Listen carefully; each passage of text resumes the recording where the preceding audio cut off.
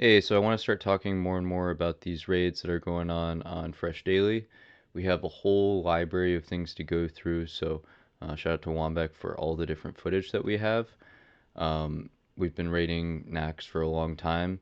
You can see the footage is a little choppy here, and we don't have the Anubricon and slightly before the Fairlina trash. We did have a couple deaths before this, but yeah, it just seems like actually it looks like it's evening out now. I haven't watched this footage back yet, so we're just going to kind of go through it pull by pull. At the same time, I always kind of just skip through because a lot of this isn't super exciting.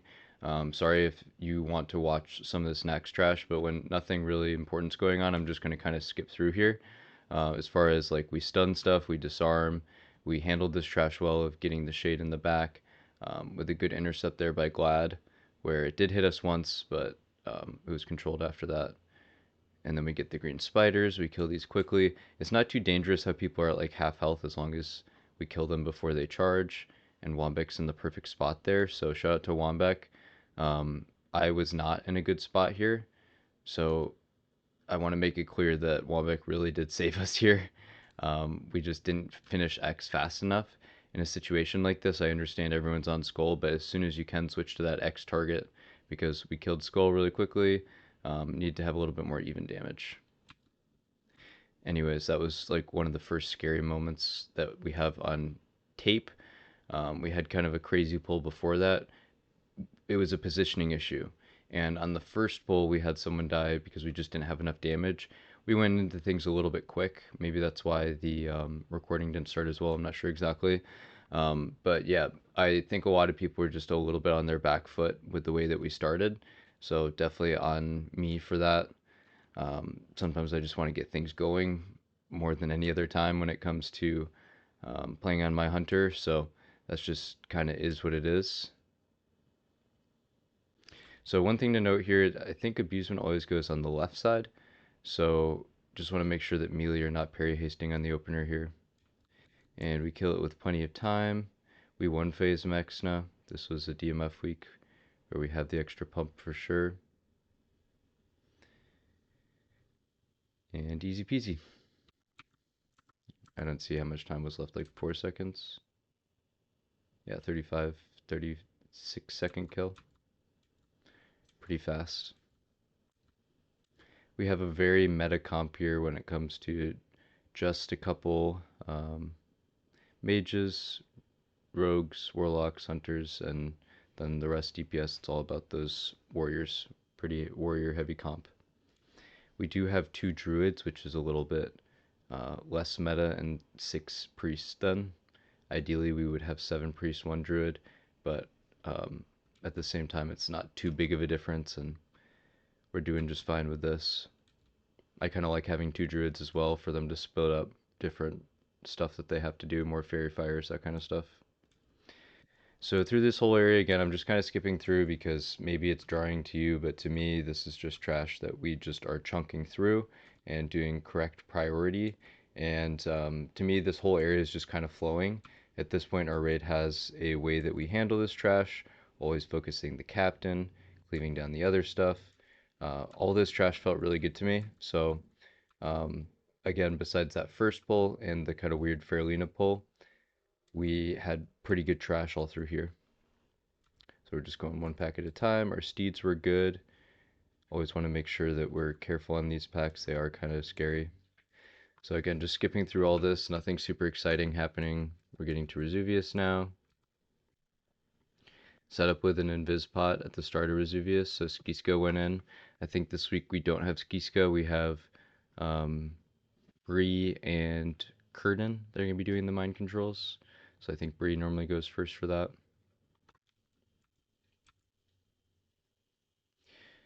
And yeah, I think this kill went just fine. We had good overlap on the taunts and easy peasy.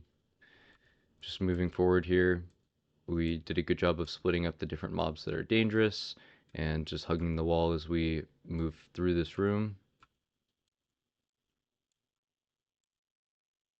We waited for a second just to make sure we were ready for this pack. I thought that we had good control at this point in Death Nightwing. We don't do anything crazy for Gothic. When it comes to like time save, one of the biggest is me just going faster with Gothic. We often are wasting, like, let's look at how much time it is once we're like ready and we could be pulling. So I would like to be pulling Gothic about right now. So we'll say 14 minutes in. Let's see how much longer it takes, where we're just like double checking things and kind of like swapping sides and um, just not pulling, right? Because we want to make sure that we're set. And Gothic should be easy because we don't do anything scary.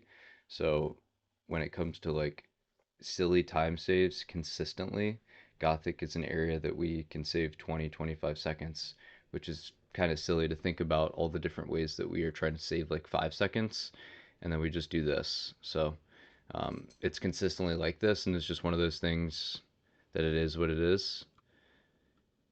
Because I do want to make sure that we're safe on Gothic. We just always take that penalty. So Gothic gives our like a chance to catch up and just make sure that we know what we're doing. This is where we're typically about 30 minutes in. We had pretty good pacing for last week though. It was one of our fastest raids, about a 75-minute run. So Waumbek's using the tentacle. Interesting to think maybe if like we start to have 10 healers with the tentacle. Kind of silly, but fun stuff. Okay, so we're moving forward here.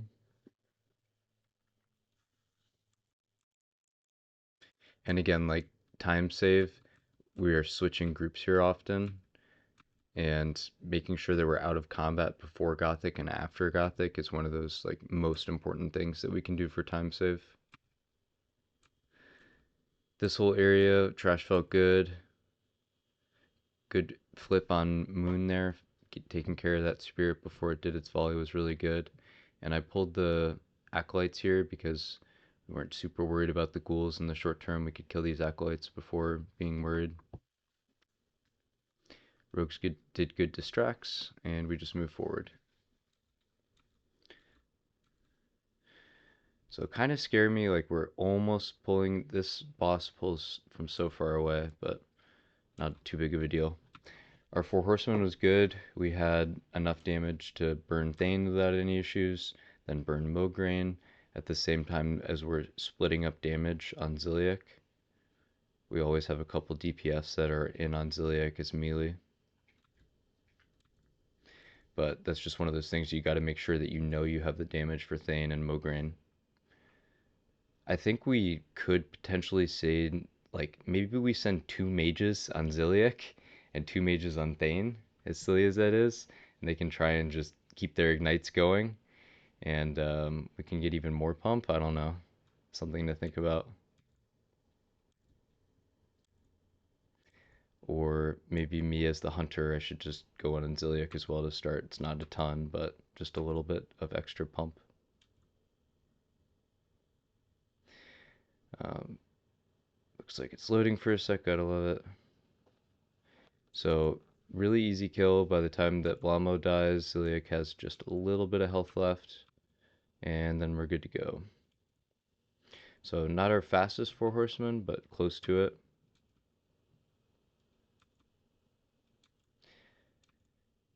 At this point, we're just over 30 minutes into the run, which is really good for us to get through those multiple wings at this point. Death Knight Wing is one of the longer ones just because you have to get through Gothic, right? It's forced time, and Four Horsemen takes some time. It's just kind of a long wing, so for us to get through Spider and Death Knight within about 32-ish minutes, that's really, really good. That's where we want to be. Again, to give like some context, if you're not part of this raid group, we are not gonna ever do a whole ton of tech. This is just not even like a super press W group. This is just a chill Naxx where we are able to push the pace and continue to improve. Um, as a guild, I don't want to ever have like too much pressure to be in wipe scenarios super often. Sometimes things go a little bit crazy, but we often handle it, and it's kind of like fun to look back at. But We don't typically do these like big tech pulls right now. So once Globulus is up top, we put that timer at 40 seconds so we knew that we were all in the room and didn't have to worry about the slimes behind us. We pull this pack back to us. When it comes to like time save, one thing that we might think about doing is just jumping across and fapping for this pack after we kill the first and second. It is just scary though. We got to make sure that we have fear words always. So that's why I'm obsessed about saying fear words as soon as we go into A-bomb wing always. Our priests are doing a good job with that, but just mentioning like as many people as possible, we want to have fear words going into this wing.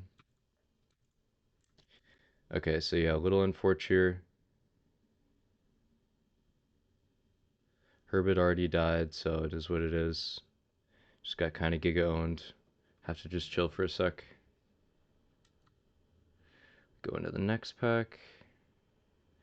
We got a lot of different abilities on these monstrosities. These are some of the most dangerous mobs in Naxx Trash. So we're just keeping things moving though. We don't fish in ID, so definitely have a lot of these different retros that we have to deal with sometimes that are very scary. So that is just like a little bit of a time loss that we accept. Okay, so now time for patchwork. We just decide to follow it up. We often end up fighting patchwork up here, and I never pull it from a distance. We always wait, and again, that's just like a time loss that we accept. We could have pulled like, 30 seconds, a minute earlier here if we did a hunter pull from a distance, but frankly, it's just not something that I normally mess with. Um, for a bunch of different reasons. Healers are often healing different people that they shouldn't be. Then some people get some healer threat. It runs past the tanks. It's just weird. We always distract right here in about 3 seconds when it's on this question mark spot. And then tanks move up to the first question mark. And then they ranged pull. And it's just super clean. Easy peasy. That's all it is. So, yeah. Patchwork, nothing super exciting to talk about. We'll just move forward.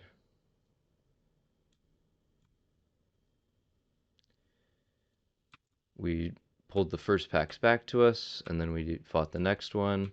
And then we fight Grobulus a little weird this time. Typically, when I say like standard strat, I mean like around the grate. Going up the ramp like this was kind of scary. There just wasn't a whole ton of room for the healers to move. I was kind of scared about this. Next time, if we fight Grobulus like this, gotta whip him around much more and pull him along like the right side, not the middle, so that way healers have a lot more room to work with. This was just really Clausto and weird, because it almost got to the point where it was like weird OS. You don't want to have the ranged ever in front. So like Toxic was almost getting OS there. Just we had the damage that it wasn't too big of a deal, but if we ever don't have buffs and we try and do something like that, it gets really weird. Okay, so Gluth, I just ran through it already. Waumbek kites in the back, so maybe like if you're interested in seeing a paladin do the kite, if you haven't seen that, Waumbek is very good at it. Um, it's not super complicated, right? Some paladins make it more difficult than it needs to be. Like, look at the start here. We are dragging the boss Gluth at like 70% before Waumbek's really even super worried. And then he just presses his kings as he's moving around the room. He's extremely tanky in the gear that he's wearing with all plate. And you see he even is dodging stuff because he's got like some defense gear as well. Yeah, easy peasy. I have the frost trap in the middle as well, and I have entangle, the talon or whatever, so just makes it even easier, or entrapment, whatever it's called. So yeah, that's kiting in the back, not super difficult. Obviously we have a little bit of a faster kill pace. If you have a longer kill, you have to kite longer. But I've seen just some paladins where they like kind of freeze up and go crazy, and try and like run a whole ton. If you notice Waumbek, he was just like guiding them around. It's all about just like practicing that AoE element of learning how to move mobs in classic WoW and WoW in general. Okay, so this boss, we can always improve on our killing on both sides. So just something to mention there as far as trying to have even groups. We were down one healer for a lot of this. If you notice, Ray's been DC'd. So a lot of this raid was 11 healed. That's not normal for us. So I definitely want to pat the healers on the back for having a little bit more than they're used to today, or this week, I should say. Likings of Polarity going out. We get a lot of caster loot for our casters. So Final Wing, Plague, we just are cleaving stuff down. We we did get a third stack, so didn't quite cleave those well. We get 6 stacks and we just chill.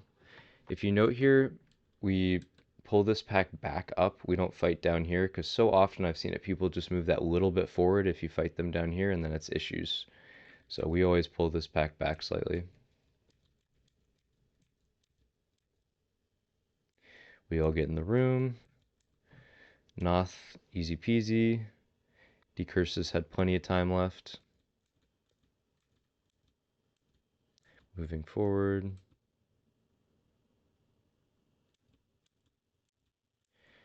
Again, not a whole ton to talk about when it comes to like the bad stuff, right? So that's why I'm kind of going through this quickly. In a week like this, we just absolutely blasted a little bit more than normal, and it's kind of fun that we're getting to that point.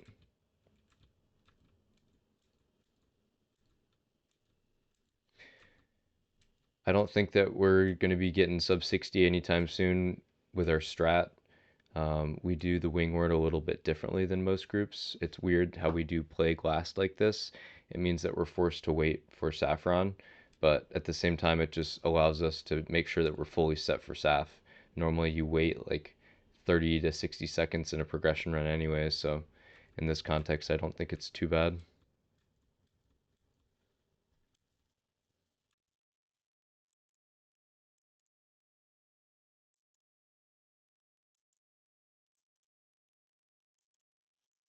Okay, so yeah, Lothab, we blasted. We were just getting rid of our buffs, so that was nice. It meant that we could do a little bit of extra damage.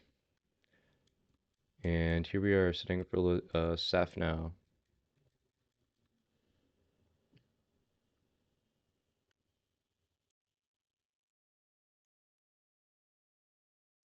Okay, so we'll just start and watch the whole Saph. So I would note Waumbek's positioning. I think this is a really good example of how a tank healer should be, where he's helping keeping Judgment of Light up, as well as Dark Wings. I think they tandem it sometimes, which I actually really like. And they're just bombing the healer, or healers are bombing the tank.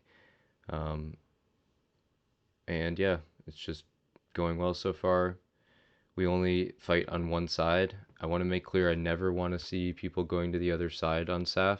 Even if there's blizzard issues, it just creates a lot of problems if you go to the other side. So yeah, I need to assign it better. Maybe I just say like groups 5 and 6. That's what I'm going to say in the future. 5 and 6 melee groups are going to move more in the middle. So we all get behind the blocks. See some people using first aid, which I love to see, getting a tick of that. We were recovering after the first air phase while keeping the tank alive. Judgment of Light's up this entire time. We Deathwish and go for it. And unfortunately, we got super close to the one phase, and this was tragic. So this blizzard here, we just could not handle well. Blizzard happens on all the melee, and yeah, I feel like triangle's in a good spot, and then another one spawns, and people all run to the other side. It gets weird. Disaster right here. So like looking at this, I don't know.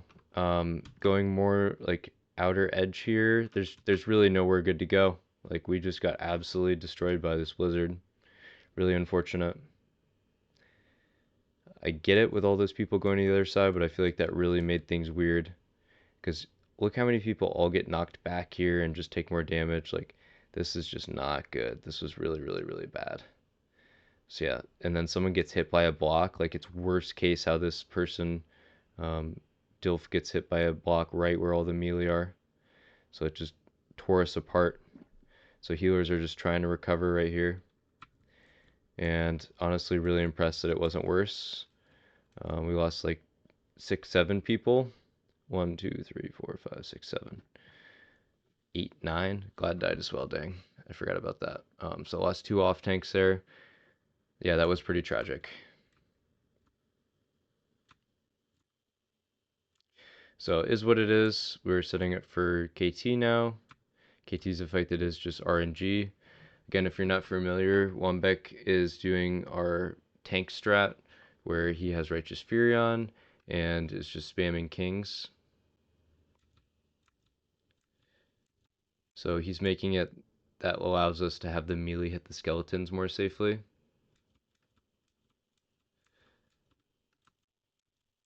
This is like such an OP strat. One of the best things that you can do on KT is have a paladin do what he's doing.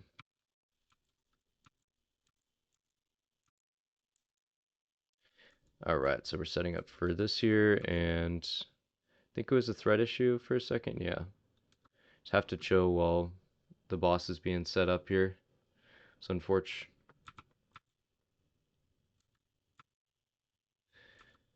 Okay, so this is the first time that we have to deal with a mechanic here. Everyone gets hit by a block, and I think people still had their frostbots on or felt really, really safe. Then a mind control happens. A tank is always one of the people that's going to get mind controlled. Dwala just gets owned, unfortunately. On KT, it's a fight where you just go 100 to 0 so fast. You see some healers spamming matter, keeping the different people alive. Grape Drink gets low. Some good quick heals on Grape Drink. Ethos gets low there. Got hit by someone that was mind controlled, so lots of good reactions, recoveries. So then the next Frost Volley happens. We all get kind of low from that. We recover from that pretty well. And we got lucky here. It was a single block on a healer, and they keep the healer alive. So that really changed the momentum when that happened.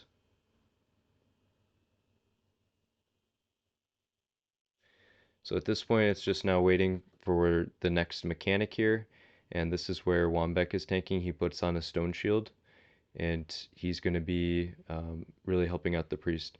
He got lucky too. The having Frost Aura is just so good sometimes. He resisted back to back on the volleys. So it looks like potentially a shackle got removed, but he's just tanking 2 of them. Unfortunately, Toxic dies here. So this is the tough thing. Like, I need to make sure that we just have more heals on Toxic. He just got hit really, really hard. Um, Maybe put on a shield. I don't know if he had Stone Shield on. That's something we could check. Yeah, Hux dies there too. Kind of an unfortunate end where we just weren't quite able to keep the tank alive. But then we get control again. Dangerous volley. But Waumbek stays alive with 3 ads on him. So a couple deaths there, but it is what it is. Overall, really pleased with this raid and looking forward to the next one. GG's.